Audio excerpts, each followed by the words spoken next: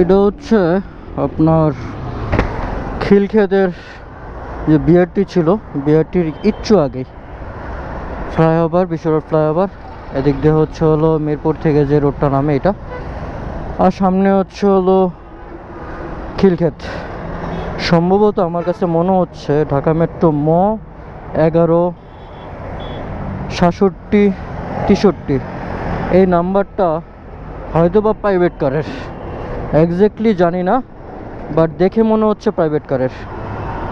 তো that's why আসলে বাইকে আসার পথেই খেয়াল পড়ে এটার দিকে। আশা করি ক্যামেরা তো ক্লিয়ারভাবে দেখা যাচ্ছে। আমি এটা নিয়ে পোস্ট করে দিব। যদি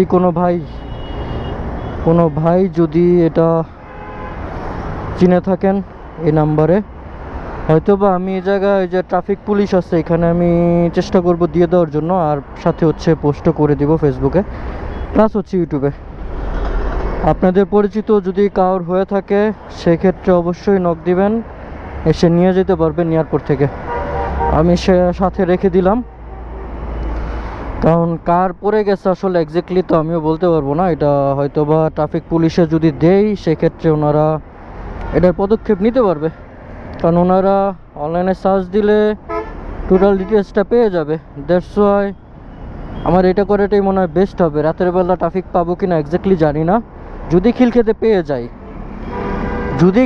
পেয়ে যাই তাহলে অবশ্যই এই জায়গায় দিয়ে দিব, যাতে করে কোনো ভাইয়ের যদি হয়ে থাকে অবশ্যই কালেক্ট করে নিতে পারবেন।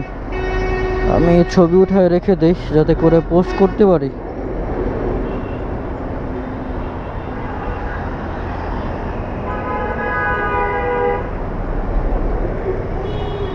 ছবিটা রেখে দিছি। আর যদি সামনে সার্জেন্ট পেয়ে যায় অবশ্যই তার কাছে হস্তান্তর করে দিব, কারণ এই নাম্বার দিয়ে সার্চ দিলেই উনি পেয়ে যাবে, গাড়ির মালিক পেয়ে যাবে আশা করি। সো ওইটাই করি, এটাই বেস্ট হয়। তো চলেন যাই। আর বাকিটা ট্রাফিকে এনে সার্জেন্ট থাকার সম্ভাবনা আছে। সার্জেন্টের এই তো লাগানো থাকলে তো পেয়ে যেতাম, মনে হয় না এখানে আর পাবো।